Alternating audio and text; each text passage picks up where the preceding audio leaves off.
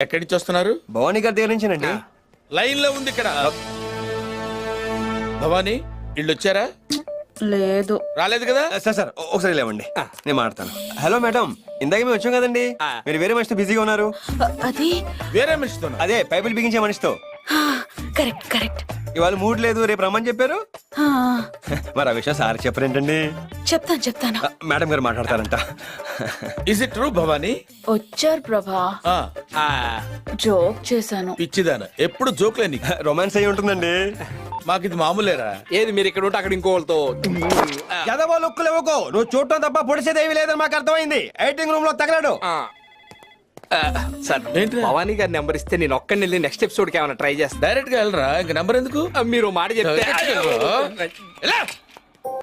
కౌన్ Banega crorepati programme first నన్ను అడిగారు రాజా. వెళ్ళలేదా రాజా?